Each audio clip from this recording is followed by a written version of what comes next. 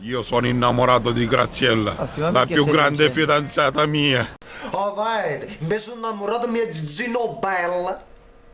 La voglio bene più della storia di tutto il Miami, dell'esecutiva, di ogni storia del Marabù, di tutte le storie dell'universo. Però non c'è, ma mi fai una tenerezza, ma chiami a Graziella, non ti fa cosa di chi? Graziella, senti, che vogliono tu hai detto bene, giura la storia di Garibaldi, la storia di Miami, la storia di Massimo, che sa fa? Io ti amo, Graziella. No, non ci capito.